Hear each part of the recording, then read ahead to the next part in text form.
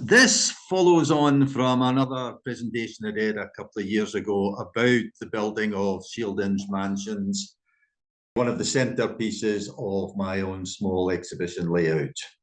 It was set originally at the turn of the last century, but I also have stock for this century. So this is about adding millennial shop fronts to an old sandstone tenement.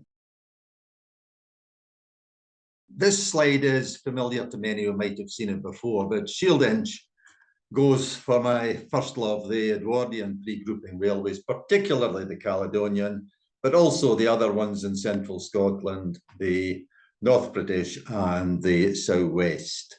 And I have stock for most of those. My second love, as I say, the millennial railways, when I was actually travelling using ScotRail day and daily into the centre of Glasgow. Famous swoosh or whoosh livery and the Strathclyde passenger transport executive stock as well.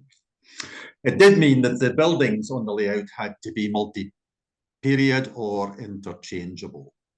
And that is, in a sense, unfinished business that we're going on to today. The Edwardian buildings, Shieldinch mansions, are seen there on the left.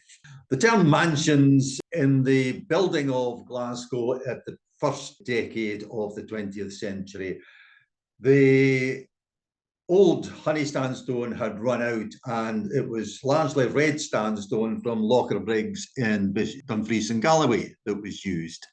And the showpiece meetings at crossroads were known or entitled mansions.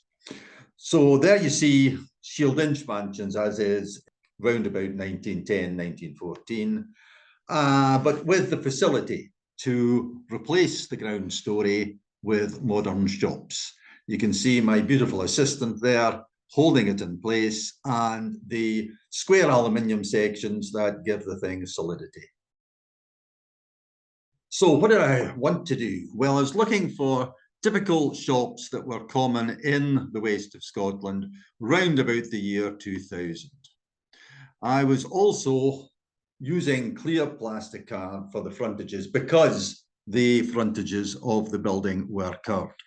I've used it in rolling stock to build the Maid of Morven, an observation card, but I hadn't used it for buildings yet. I wanted to show at least one interior and I wanted to install LED lighting so that the thing would come perhaps more to life. The original building was made from stiff artist card and so too was the replacement with 4 shop fronts rather than 5 and the central access alley, or close as it's known in the west of Scotland, in the centre there, and pre-painted with the white and green lower bits to represent the tiles that were common in more upmarket buildings. Strangely, coming from the northeast of Scotland, I noticed that these access areas were not provided with doors in the west of Scotland, which is strange given the high rainfall of the area. Nevertheless, moving on, I copied some shop fronts, mainly from the net, from photographs, and the chain of retail chemists, M&D Green, are all over the west of Scotland, and their original branch, which is photographed there, is only a mile from me in the centre of Bishopbriggs. The other main component, as well as the photographed shop fronts, is the clear plastic art, which I got as a selection box off the internet, costing about £20, about 10 years ago. The clear plastic art is made by Bayer and comes protected with thin film to stop it getting scratched until you're ready to use it. The other thing I meant to mention was that I copied several layers, going to make a decoupage kind of assembly to give some kind of depth. And the outer skin I made from photographic paper to give some kind of density and a bit more substance. And not only that, a better finish too. Right, so going there, we have the decoupage with the bottom left being the photographic paper and the other two the originals. So the 3/4 of the shops were going to be simply backlit. So there is a thin photocopier paper that will be translucent, and on that will go 2 layers of decoupage to give it some kind of depth. Test fitting the buyer plastic art has to be done. The strengtheners there to hold it in place are actually wooden stirrers rather than the card, and this has to be glued fairly securely in place.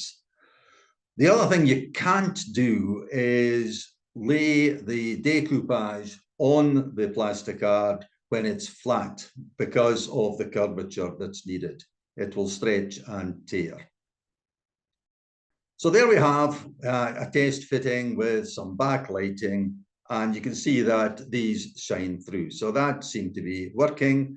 The photographic paper on the outer layer is not translucent, so that stops light seepage in that direction at least. And likewise, roots and fruits backlit, and the thing seems to be working fair enough.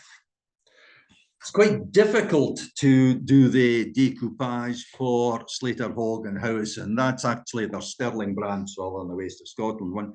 That was cut out painstakingly, but to keep the alignment of the shop front, I had to glue it lightly with Pritt stick to some thin plastic film and then apply the outer layers and build it up that way. A bit footery, but it works. And then, as necessary, colouring in with paint or crayon to eliminate the white tears in the paper. Now, the lit building was to be a chip shop, the Blue Lagoon, in fact, and there are a whole number of those across the west of Scotland. The interior was based on a sub-base of white card, and the seating is ratio coach seating, slit and backed onto white plastic art. Taste fitting to get the number of booths ready, and then testing again the sub-assembly to make sure that the diners can fit in. The figures there are the cheap ones, 100 for a £5 that you can get from Hong Kong or China, wherever, and painted up, and any kind of extra depth is given by a black wash on top of the figures, and then a light varnish. So there is seating space, and it's best to have the figures by and large facing the entrance and the spectators at the layout, and pick the ones with the best looking faces in the most prominent positions. The decoration, again, off the net, you can get photographs of the interior of one of these chip shops relatively readily. And you can see that some people's lips are licking already and mouths watering at those delicacies that are served up. Again, customers, once the serving bar area is in position, it was fixed with Pritt stick onto a white card base. The figures had already been pre-drilled with brass wire through 1 foot to give extra security.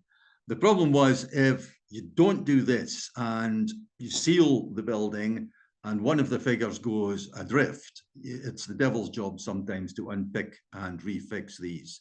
So it's a built-in braces job. The brass wire, a hole drilled for that, glued in position and then snipped, and that holds the people in position fairly securely. And the interior now starting to take shape. The figures perhaps not the best matches. There are some very tall gentlemen in there. The things that look like false alcoves at the back left are simply press outs from a Metcalfe Models mill, but it just gives an extra depth and detail that perhaps will fool the eye and take away from some of the less obvious mistakes. The lighting is the LED strips that I got from Davy about 4 years ago and started slowly pressing into use. Soldered and glued in position, and then all the lighting for the building for the 4 shops soldered onto copper strip, which is then tacked to the back.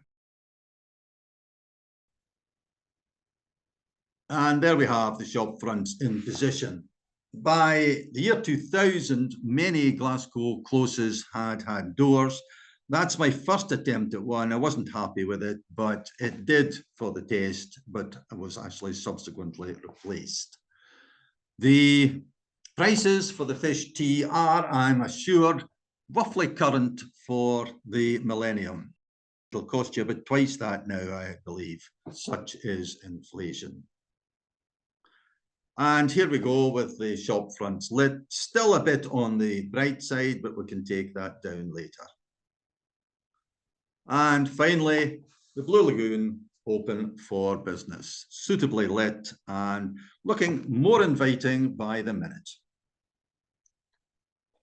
Here we have it in situ and with the lights on. And you can see inevitably with these things, there is seepage from the lighting. That was one of the things that convinced me to replace the door and also to do something about the seepage from the ceilings of the lit part of the building. However, before I got round to that, I had actually gone and taken photographs or movies of the building in situ with running trains. And here we go, a busy day at Shieldinch at the end of the last century with the lighting on in position.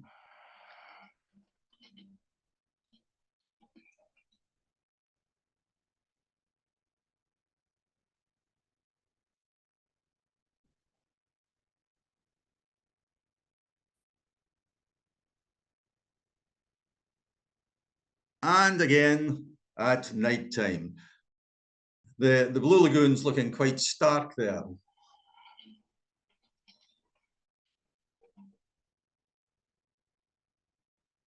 But it is nice and atmospheric seeing the locos and DMUs going by in the dark. I did, in fact, get back to sorting the light pollution, and what I used was the corrugated packing card that you get with things you buy over the internet. It is much more flexible than card and really quite good at sealing these kind of situations. So that's how we sorted that one.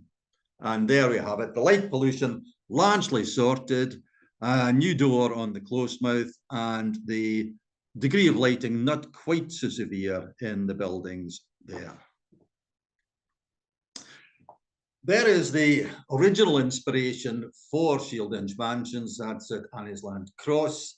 And you can see the railings on the roof, which is flat, as is Shieldinch Mansions. But the frontage is much more elaborate. This is, arguably the finest expression of tenement building in Glasgow, round about 1910-11. Okay, what did we learn? Well, clear plastic art is quite good, especially from the point of view of strengthening fragile structures, and also if you have a curved structure, particularly that needs glazing. That is its forte.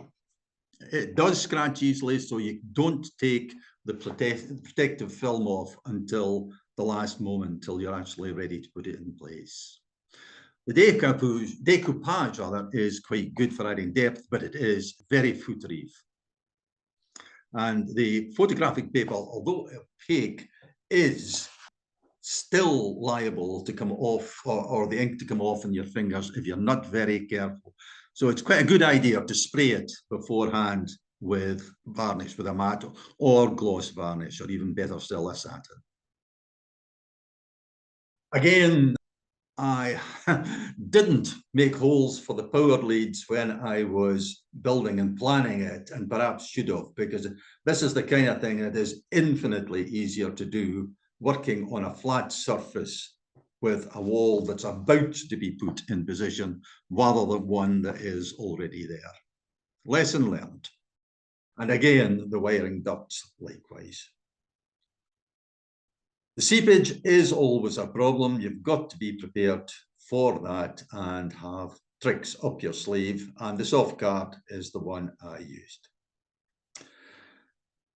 How do we get there? Well, it's trial and error. And as Chick says, if something doesn't work, it's not time wasted. You've still learned something.